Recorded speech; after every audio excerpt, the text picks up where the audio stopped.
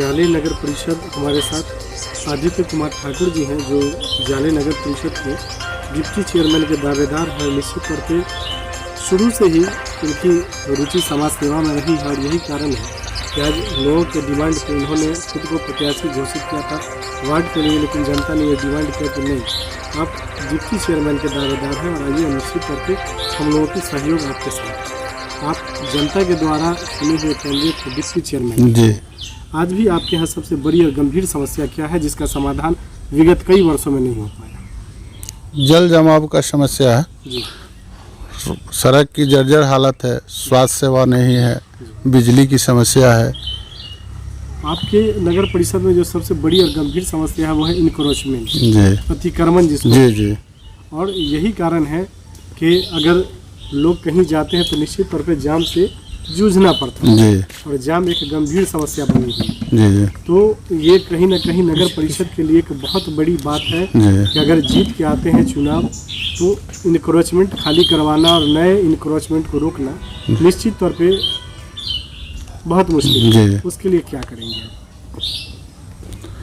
हम पहले जो है सो इसका जल जमाव है, सड़क की जो समस्या है उसको ठीक करते हुए इस पर भी अतिक्रमण के लिए भी काम करेंगे। आपके नगर परिषद में सर आज भी सार्वजनिक शौचालय की व्यवस्था नहीं है, विगत कितने वर्षों से नहीं है। जाले एक बड़ा मार्केट है और जो महिलाएं सुदूर देहात से मार्केटिंग के लिए जाती हैं तो उनके लिए एक गंभीर समस्या है। उसके लिए सार्वजनिक शौचालय की व्यवस्था करेंगे जिससे स्वच्छता में भी इंक्रीमेंट होगा। और ये प्रधानमंत्री जी का योजना भी है स्वच्छ भारत अभियान, उसके तहत मैं इस पर काम करूंगा। सड़क और पेयजल की क्या स्थिति है आपके यहाँ? पेयजल में नल जल में की योजना के तहत तो बहुत सारे जगह लगाए गए हैं नल जल, लेकिन उसमें पानी नहीं आ रहे हैं। बहुत सारे नल में पानी नहीं है, आज तक बहुत जगह नल ही नहीं लगे हैं जी।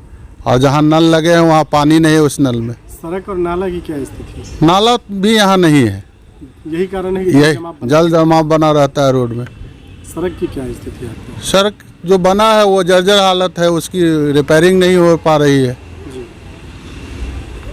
कुल मिला के अगर नगर परिषद की बात करें तो समस्या ही समस्या है इसमें बहुत। और आपके यहाँ कई लोग हैं जो यहाँ के दावेदार हैं चेयरमैन के लिए और निश्चित तौर पे पूर्व में जनप्रतिनिधि रह चुके हैं। कई पूर्व मुखिया ऐसे हैं जो यहाँ से चुनाव लड़ रहे हैं, जनता के बीच जा रहे हैं, तो निश्चित तौर पे जनता ने इनको पहले मौका दिया है लेकिन शायद उस पर खड़े नहीं उतरे और यही कारण है कि आज आपके यहाँ जल जमाव, अतिक्रमण, शौचालय, स्वास्थ्य जीरो बना हुआ है। स्वास्थ्य की क्या स्थिति है आपका? स्वास्थ्य यहाँ रेफरल हॉस्पिटल है लेकिन उसमें उस ढंग की व्यवस्था नहीं है, न ढंग का बेड है, न ऑक्सीजन है, न जो है सो जांच का मशीन है। जांच का मशीन है तो वो सप्ताह में एक दिन एक्सरे वाले आते हैं, एक दिन अल्ट्रासाउंड वाले आते हैं। कुल मिला के ये कहा जाए कि स्वास्थ्य व्यवस्था जो है वो खुद बीमार है। जी जी जी जी। शिक्षा की क्या स्थिति है आपकी? शिक्षा में अपने पूरे 25 वार्ड है जहाँ 41,444 जनता, वहाँ एक हाई स्कूल है, एक मिडिल स्कूल है। निश्चित तौर पे बालिकाओं के लिए, लड़कियों के लिए अलग, लड़कियों का तो स्कूल ही नहीं है यहाँ। इसके लिए अलग व्यवस्था अलग व्यवस्था होने निश्चित होनी चाहिए। आप जनता के बीच जा रहे हैं, अपनी दावेदारी पेश कर रहे हैं, लोगों के बीच जाते हैं तो मुख्य रूप से इनकी समस्या क्या सामने आती है? यही समस्या, लूट खसोट हो रही है। जहाँ बाढ़ राहत मिलता है, लोग कहते हैं बाढ़ राहत मिलता है, 6,000 रुपया मिलता है, उसमें से 1,000 रुपया जो प्रतिनिधि है वो मांग लेता है कि मैंने अपने थ्रू ये करवाया है, जबकि ये सरकारी योजना जबकि आती है उसमें वो कहते हैं कि ये मैं अपने थ्रू आपको दिलवा रहा हूँ, जबकि उसमें कोई भूमिका उसकी नहीं है। 1,000 2,000 रुपया वसूल लेते हैं। शौचालय की व्यवस्था यही है जो आपको हम बता ही रहे हैं, जो नगर विकास मंत्री 2015 में सुरेश शर्मा जी थे मुजफ्फरपुर से, ये कि नहीं, और उनके जो दलाल लोग हैं यहाँ वो 2,000 रुपया 4,000 रुपया वसूल करके शौचालय में, और वो भी दावेदार है। ये विडम्बना है, ये बहुत बड़ा विडम्बना है।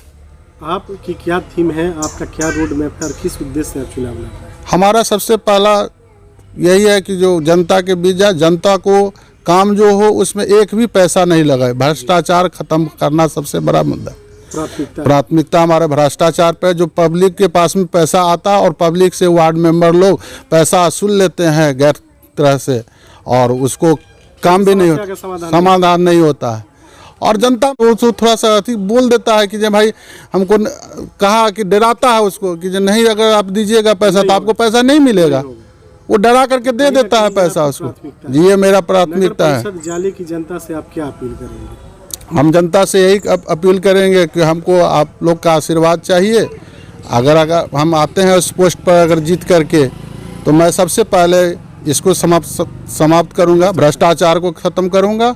इसके बाद तो मैं सड़क नाला जो जल बेसिक ज़रूरत उसकी पूर्ति के लिए मैं लड़ूंगा। कामनाएं आपके साथ है, जनता आपको मौका देती है और आप चुनाव जीत जाते हैं। जी तो एज ए डिप्टी चेयरमैन आपकी सबसे पहली प्राथमिकता क्या होगी? सबसे पहली प्राथमिकता तो मैं बोला कि जनता के बीच जाऊंगा और यही अनाउंसमेंट करूंगा कि आपको आज से किसी भी, जैसे प्रधानमंत्री आवास योजना है उसमें भी जी उसमें जो है सो 20-20 हज़ार रुपया लोग पब्लिक से वसूल लेते हैं। तो आवास और राशन कार्ड आपकी प्राथमिकता रहेगी, क्योंकि आम लोगों और गरीब गुरबों क्योंकि वो जुड़ा हुआ है। घर बनाने के लिए उसको 1,20,000 रुपया मिलता है। अब तो नगर परिषद हो जाएगा तो 2,65,000 रुपया आएंगे उनकी, लेकिन उसमें जो है सो 20,000 रुपया जो बिचौलिया खा जाता है, नहीं बन पाता है। मेरा प्राथमिकता यही, जो मैं जनता के बीच जा करके जिनको आवास नहीं मिला है उनको आवास के लिए मैं प्रेरित करूंगा और उनमें एक राशन कार्ड की प्राथमिकता रहेगी। Aditya Kumar Thakur ji, news IBN।